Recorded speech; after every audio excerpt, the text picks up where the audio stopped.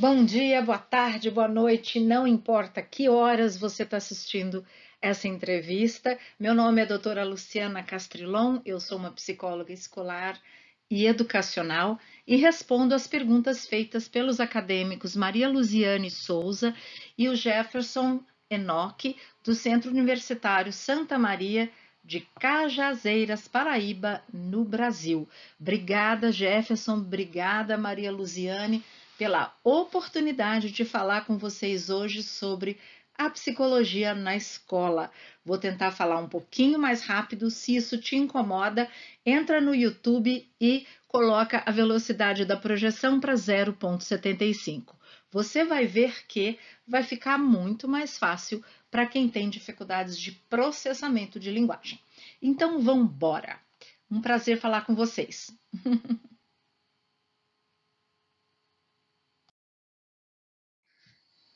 A primeira pergunta é: por que a psicologia na escola? Eu sou psicóloga escolar desde pequenininha, sempre amei, desde que eu comecei a trabalhar no orfanato enquanto fazia psicologia. Nós somos profissionais de elite, a gente sabe fazer muita coisa, a gente sabe identificar que necessidades emocionais, cognitivas ou de competências sociais professores e alunos e pais possuem, o que eles precisam.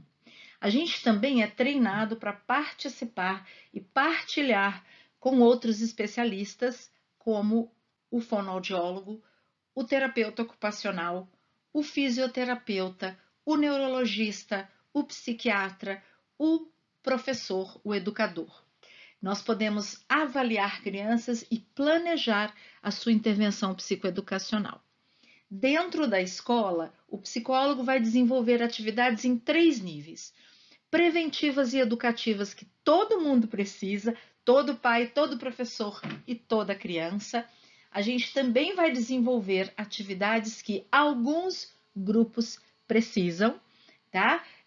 Por exemplo, crianças que acabaram de entrar pela primeira vez na escola, é lógico que elas precisam aprender a se comunicar numa situação de sala de aula, aprender a regular o seu corpo dentro da sala de aula. Então, isso é bom para todo mundo, evita um monte de problemas comportamentais depois na escola. Mas um grupo dessas crianças que estão entrando agora após o corona, não tiveram oportunidade de brincar com outras crianças, não tiveram oportunidade de desenvolver as suas capacidades gráfico e motoras. Então, a gente pode formar subgrupos e intervir de maneira mais intensiva em pequenos grupos dessas crianças. E algumas delas podem vir, por exemplo, uma criança que teve uma virose, que teve uma chikungunya, que tem uma vulnerabilidade neuropsicológica, e aí nós vamos remediar o que aconteceu com algumas crianças que necessitam de um apoio individualizado, multidisciplinar. Os pais não têm cartilha, os pais podem precisar de apoio. Todos os pais, por exemplo, conversando sobre o uso da mídia para aprender, o uso excessivo de eletrônicos, ou falar com os pais sobre bons hábitos que promovem o desenvolvimento da leitura, da escrita e do cálculo. Então, o pai precisa de capacitação. Também tem aqueles pais que precisam da gente pegar no colo, segurar as dificuldades e as dores dele e os ajudar individualmente. E nós somos também, meus amores, advogados dos direitos da criança. Então, precisa de psicologia na escola? Demais! Demais! A minha primeira professora de psicologia escolar me abriu as portas, a doutora Raquel Guzzo, da PUC de Campinas, e eu aprendi com ela e depois com outros mestres que a psicologia escolar ela é uma área muito completa da psicologia, porque nós precisamos aprender sobre o desenvolvimento humano no seu contexto. Então aí vem a ecologia do desenvolvimento humano, onde fica em contato o cérebro que se desenvolve e o seu entorno social. A gente precisa desses modelos, né? A gente também estuda as teorias da aprendizagem e as suas aplicações ao contexto educacional. Eu vou citar aqui um autor muito famoso que influenciou grandes educadores do mundo todo, é o Bandura, né? Também a gente tem que aprender sobre o cérebro. Não existe psicologia científica sem a gente conhecer o cérebro, né? O cérebro é um órgão que transforma informação em experiências para ele, ele memoriza e se altera nesse contato com as informações que ele recebe do mundo, e ele transforma informação em comportamento. O cérebro fala, o cérebro desenha, o cérebro experiencia emoções, o cérebro se comporta. Sem cérebro não há psicologia. Minha opinião, humilde, mas muito firme.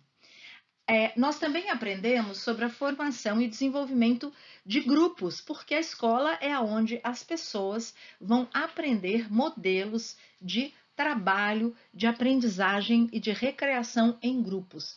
A escola é um lugar maravilhoso para nós monitorarmos o progresso da criança, o progresso social, o progresso cognitivo, o progresso acadêmico da criança. E nós temos que aprender como é que condutas, como é que os comportamentos são adquiridos, são modificados pelo sujeito, que o sujeito, claro, ele tem essa capacidade de filtrar, modelar e modular aquilo que ele experiencia, e as teorias da aprendizagem aplicadas à sala de aula. Então, eu sou uma especialista em leitura e escrita, em dificuldades da leitura e da escrita, e estou sempre em formação com relação às dificuldades na aquisição das habilidades matemáticas e da habilidade de compreensão de corpos complexos de informação, por exemplo, teorias científicas, tá bom? Então, a gente é um profissional generalista no sentido de que nós temos que estudar muitas áreas e colocá-las para funcionar a serviço do bem-estar e do progresso acadêmico das nossas crianças.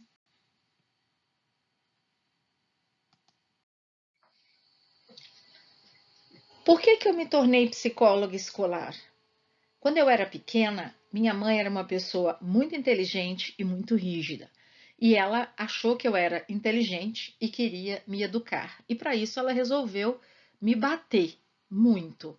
A gente sabe que na época moderna, em que todos precisamos aprender sem sentir medo, bater numa criança é um crime contra a humanidade.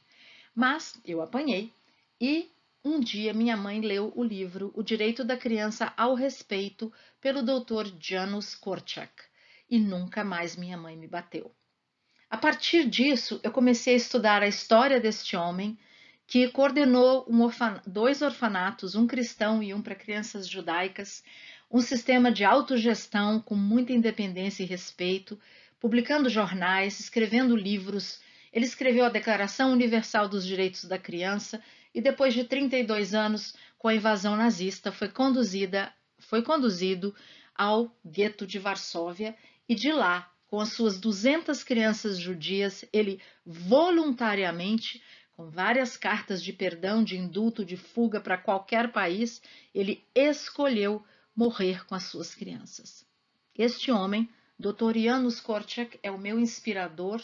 De cada passo que eu dou, de cada coisa que eu aprendo, de cada atividade voluntária em que eu me envolvo, tenho a certeza de que uma das minhas fontes de força e sabedoria vem da leitura e do contato com a obra e o exemplo que eu sigo de longe, com muita humildade, do Dr. Janusz Korczak. Que a memória do seu nome seja sempre honrada com ações em benefício da criança e do jovem.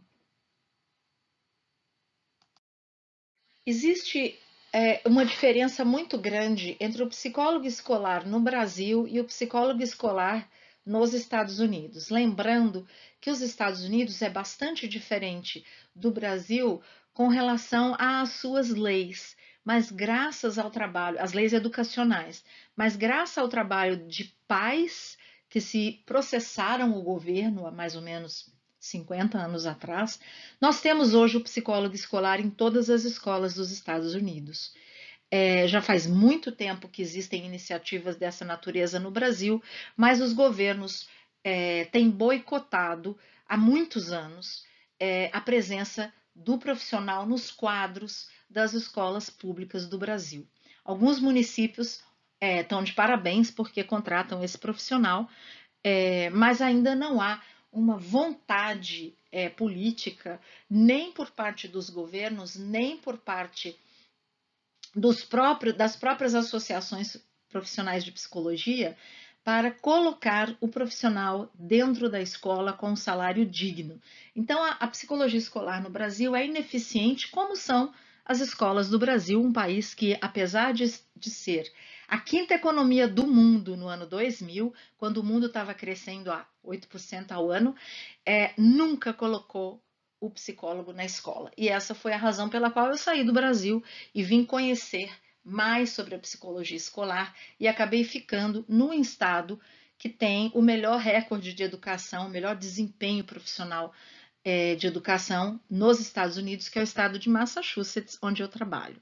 Eu já vim do Brasil com um doutorado em psicologia e um mestrado em psicologia educacional.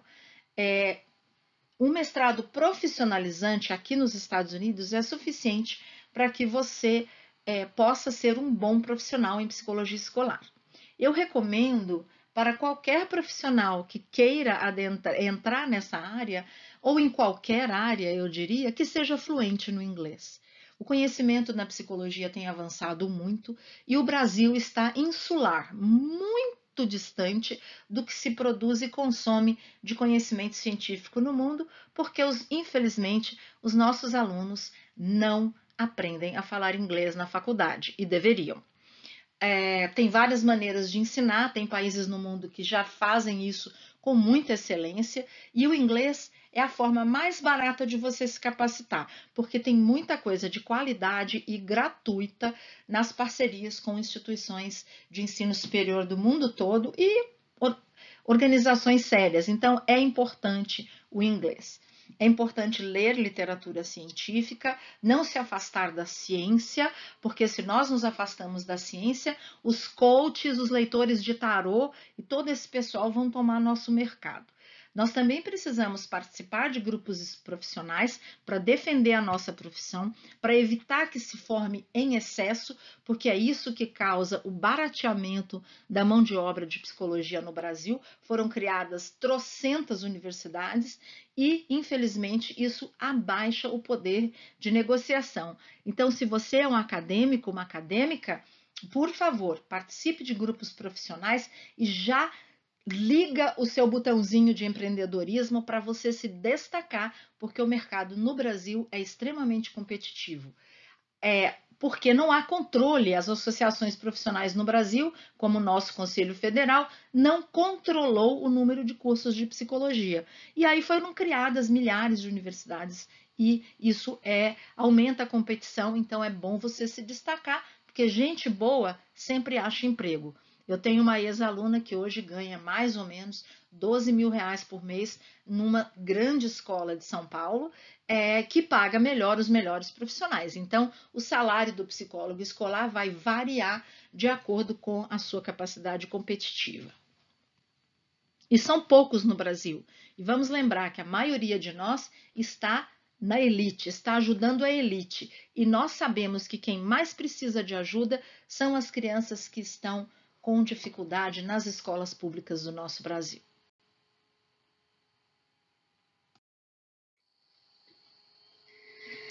Bom, agora eu vou contar para vocês o que nós fazemos na escola. Então, aqui essa foto fui eu quem tirou, eu deixei ela meio borrada mesmo para vocês não identificarem nenhuma das crianças. Essa é uma sala de aula comum e o que a gente faz para toda a comunidade escolar? O psicólogo faz atividades para todo mundo, todos os pais, todos os professores, todas as crianças. Tem coisa que a gente faz só com alguns grupos e tem coisas que a gente faz com apenas de um por um.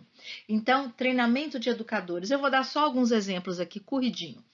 Nós ajudamos o professor a aprender a ser um bom gerente da sala de aula, como gerenciar os objetos, as rotinas, quem senta onde, se vai trabalhar em grupo, se vai trabalhar individual, como eu vou elogiar, ensinar os comportamentos que eu quero, como é que eu vou ter uma sala de aula que nutre e o o emocional da criança, que energiza, que acolhe, que sabe ensinar, porque o professor que não conhece como o cérebro aprende a ler, escrever e calcular, ele não vai saber ensinar, né? Então a gente tem no Brasil péssima formação de professores, com uma metodologia antiquadíssima para leitura, escrita e cálculo. Eu falo da minha especialidade, tá? São exatamente os anos fundamentais. E os professores também conhecem pouco sobre diferenciação de instrução para incluir. Os cérebros são diferentes, cada cérebro tem um perfil distinto de forças e fraquezas. Como é que você modifica o jeito que você vai ensinar, o jeito que você vai avaliar, se você não sabe como individualizar o ensino? Então, o professor precisa da gente. Há atividades de aprendizagem e desenvolvimento emocional. Aqui já faz 40 anos que temos intervenções para aprendizagem e desenvolvimento emocional. Toneladas de currículo, toneladas de atividades, e a gente vai implementando essas atividades em sala de aula, ajudando as crianças a conhecerem como o seu cérebro experiencia emoções e o que fazer com elas. E a gente também ajuda os professores a desenvolver em sala de aula as competências executivas, ou seja, o gerente do cérebro aplicado à aprendizagem. Então, como gerenciar a nossa atenção, como desenvolver recursos de memorização, de planejamento, de automonitoramento para você aprender a se autocorrigir. Tudo isso a gente pode fazer com toda a comunidade escolar.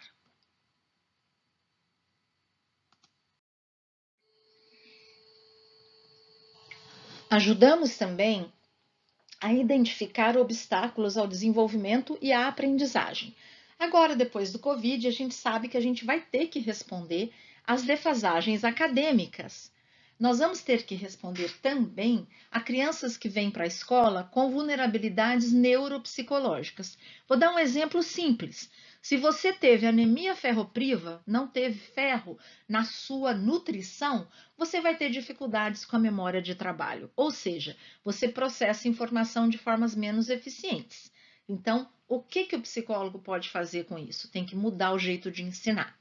A gente também vai identificar crianças que têm um transtorno do desenvolvimento, por exemplo, um autismo leve ou um transtorno do desenvolvimento da linguagem, com dificuldades de processamento. Então, através de sondagens, da observação, da consultoria com professores, identificamos essas vulnerabilidades. Uma criança com uma história de trauma, uma criança com uma história de uma atividade infecciosa no cérebro que desenvolve PANDAS, que é uma síndrome, pode desenvolver vulnerabilidades socioemocionais, ou seja, ela não se relaciona com amigos, não porque ela não compreenda o seu entorno social, mas quando as emoções chegam, ela não sabe lidar com elas. É a criança agressiva, com dificuldades externalizadas de comportamento, ou a criança que tem dificuldades internalizadas. Vamos pensar na criança ansiosa, numa criança que tem mutismo seletivo, não fala na escola. Então, nós identificamos essas vulnerabilidades. Nós também identificamos as vulnerabilidades socioemocionais, ou seja, a dificuldade, por exemplo, uma criança que vem de uma casa onde os pais não são leitores funcionais, né? Pais que têm, por exemplo, quarto ano primário, raramente leem, essa criança já está com uma defasagem socioeducacional. Ela precisaria aprender a ler, escrever e contar por um caminho diferente, que responda melhor às suas vulnerabilidades. E também aquelas crianças com eventos no seu desenvolvimento que imediatamente já chamam a nossa atenção e a gente já tem que avaliar e também encaminhar para equipes multiprofissionais. Lembrando, gente, que aqui nos Estados Unidos não tem esse negócio de ir de consultório em consultório pingando, não. Nós oferecemos os serviços dentro da escola. Então, dentro da escola tem psicólogo, fonoaudiólogo, terapeuta ocupacional e tem um fisioterapeuta volante, especialistas também nos déficits sensoriais, déficit auditivo e deficiências visuais.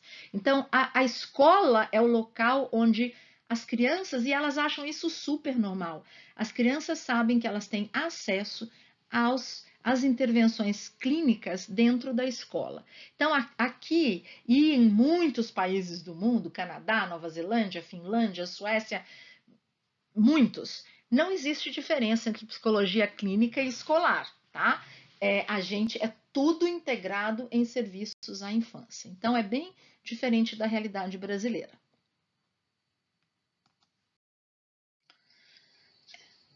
Como eu já tinha falado anteriormente, existem atividades que a gente faz em grupo, em pequenos grupos. Então, vamos ver aqui na figura, tem esse menininho aqui, ó, eu vou mostrar aqui, ó, quietinho, meio destacado. Essa é uma foto que eu comprei, não é uma criança de verdade.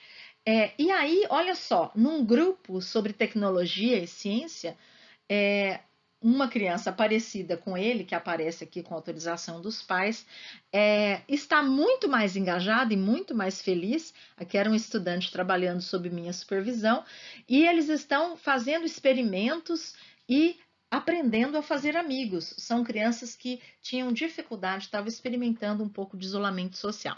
Então, a gente pode montar grupos de intervenção acadêmica remediativa, o psicólogo que sabe fazer pode e deve fazer.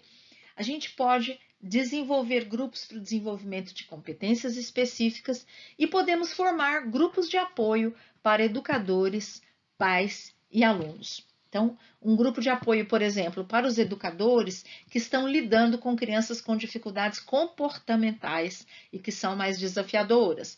Um grupo de estudos para pais, um grupo de apoio para pais imigrantes, faço muito aqui. E um grupo de apoio para alunos, por exemplo, alunos que enfrentam desafios específicos. Por exemplo, alunos no espectro do autismo de alto funcionamento, tá?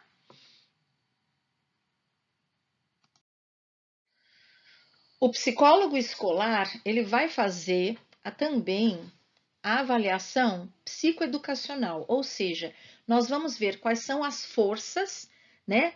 O que a criança já tem, o que a criança já sabe, e aquilo que ela ainda não adquiriu e que seria esperado que ela tivesse adquirido naquela idade. Então, são as suas vulnerabilidades. Nós fazemos observação em sala de aula, análise do material que a criança produz, e então temos uma ideia sobre o seu engajamento acadêmico, o que é que essa criança prefere fazer e faz bem, aquilo que ela está evitando ou está sem ajuda, os fatores ambientais que apoiam o seu aprendizado e os fatores ambientais que atrapalham o seu aprendizado em casa e na escola, e os apoios que ela tem.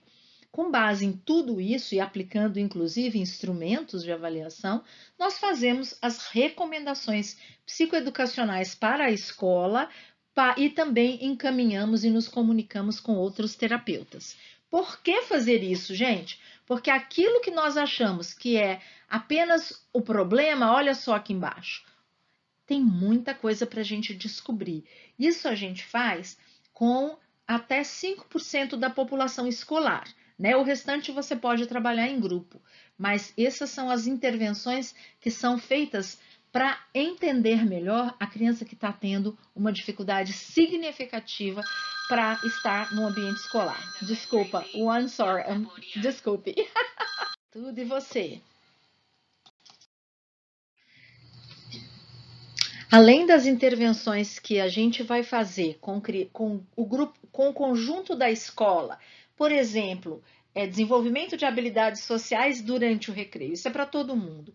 Grupo de risco, integrando uma criança que acabou de ser transferida e que sofreu uma fratura, ficou 6 meses longe da escola no recreio.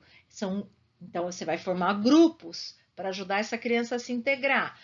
E tem aquela criança que ela já tem uma necessidade acadêmica, cognitiva, tem dificuldade de comunicação, deficiência intelectual leve ou deficiência intelectual, autismo, uma história de trauma, um transtorno psiquiátrico da infância.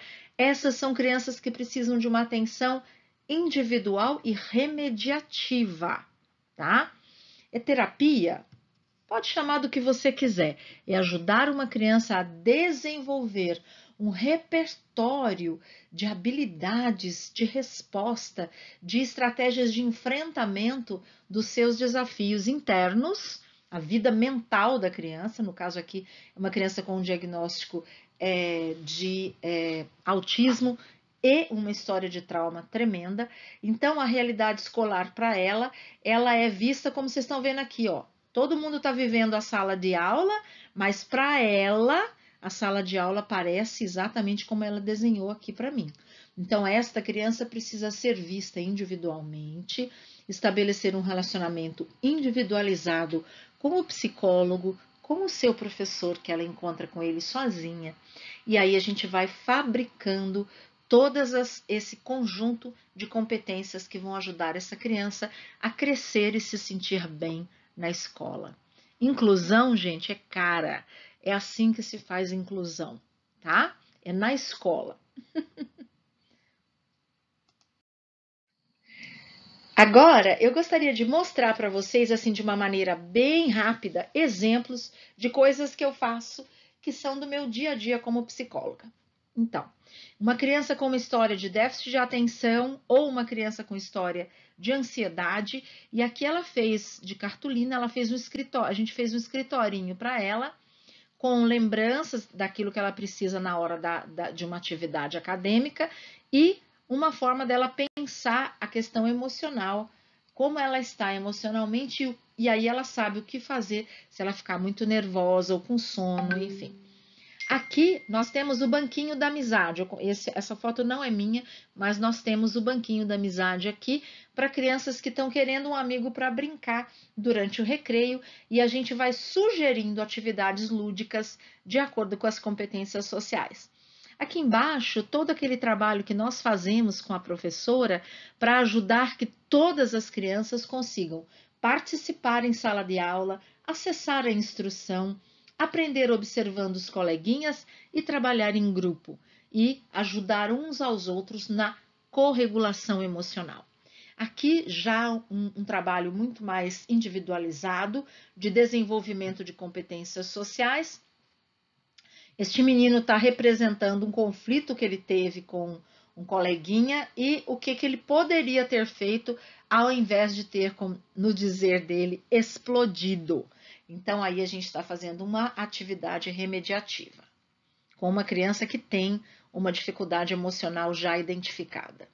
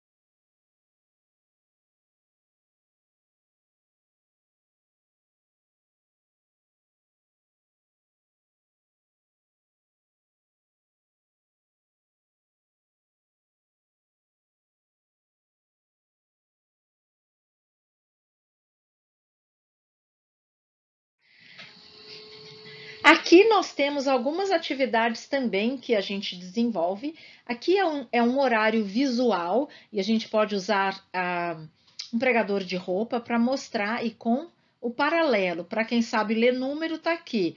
Para quem está usando o PECS, o sistema de horário visual, para alguma criança que ainda não está sabendo ler, ou até para uma criança no espectro do autismo. Aqui é o cantinho que toda a sala de aula do estado de Massachusetts tem. É um cantinho para uma criança que precisa recalibrar o seu emocional. E a gente vai fazer o cantinho de acordo com a preferência daquela professora, numa consultoria com a professora. Aqui é uma coisa tão simples, gente, é uma latinha, é um joguinho que faz com que todas as crianças participem. A criança que é mais ansiosa, a professora já se lembra pela cor do palito que ela tem que avisar com antecedência ou que ela tem que dar a resposta e pedir para a criança repetir. São formas de fazer com que todos possam participar.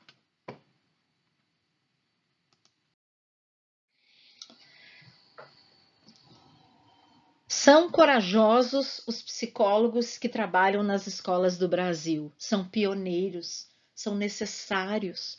Nós não podemos continuar que um país que hoje é a 10ª economia do mundo e continua tendo um dos piores recordes educativos da América Latina. Não tem cabimento. E uma das razões é a falta de seriedade com que se trata a educação no Brasil. E, por isso, nós não estamos dentro das escolas ajudando a capacitar os professores, a organizar os pais e a ajudar as crianças a crescer. Cada criança é única, essa foto mostra, todas elas estão vendo, na verdade, é um circo que está passando na frente, é um fotógrafo famoso, mostrando exatamente que cada criança responde à realidade de acordo com a estrutura e a formação das suas experiências, como estão arquivadas nesse cérebro maravilhoso. Então, nós temos que cuidar do cérebro em desenvolvimento. Não tem cabimento o Brasil ainda não ter o psicólogo escolar bem pago nas escolas públicas do nosso país. Não tem cabimento. E eu fico muito triste que o Conselho Federal de Psicologia não tenha se movimentado ativamente nos últimos 20 anos, que eu me mudei do Brasil no ano 2000, com relação a isso.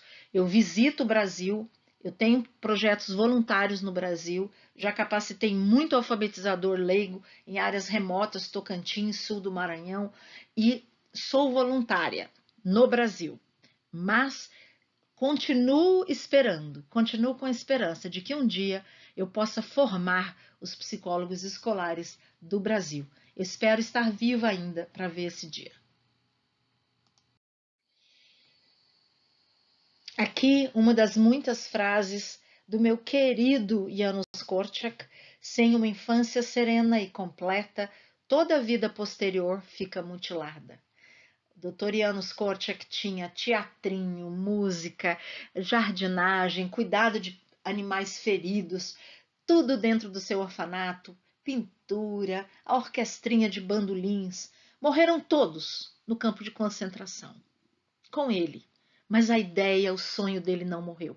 É por isso que eu acredito na Bem Crescer, que é a minha forma de voluntariado, de disseminar informação científica para o Brasil, para os pais de áreas remotas, de crianças com necessidades especiais, e a isso eu dedico de coração, com a mesma seriedade que eu dedico aos meus afazeres profissionais aqui nos Estados Unidos.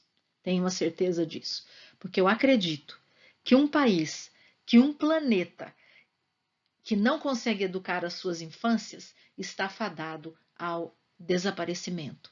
E nós temos que preservar o nosso planeta. E para isso nós precisamos de uma infância amada, nutrida, compreendida e apoiada.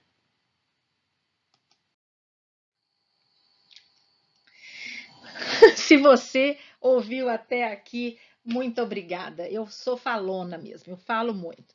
Meu nome é Luciana Castrilon, eu sou psicóloga escolar, educacional. Eu amo aprender, amo escrever, escrevo livrinhos, sou bem criativa, sou mãe, sou vovó, sou poetisa e sou uma mulher que está envelhecendo, eu tenho 63 anos. E nesse momento da minha vida estou procurando outras pessoas mais jovens que possam partilhar comigo este sonho de uma escola mais amiga da criança, mais amiga do jovem e que preparem adultos, uma escola que prepare adultos para amar e para serem amados. Muito obrigada a Luziane, muito obrigada ao Jefferson pela coragem, pela iniciativa, por estarem compartilhando com vocês hoje todo o esforço que eles fizeram para que essa entrevista acontecesse. Parabéns, não desistam nunca, porque foi assim que eu comecei também, timidamente, fui muito pobre na minha infância, os obstáculos se empilhavam e eu cheguei até onde eu achei que eu poderia chegar e até mais. O mundo retribuiu generosamente a minha motivação. E eu desejo a mesma coisa para cada um de vocês que está ouvindo essa apresentação. Quer conversar comigo? Não deixa para amanhã. Me segue, me liga, entre em contato, tá bom? A Luziane e o Jefferson iniciaram um grupinho aí para a faculdade de vocês, para o curso de vocês. Quem quiser pode entrar, que vai ter novidades. Vamos promover o entusiasmo pelo aprendizado e pelo empreendedorismo profissional de vocês. Um abraço grande, fiquem com Deus.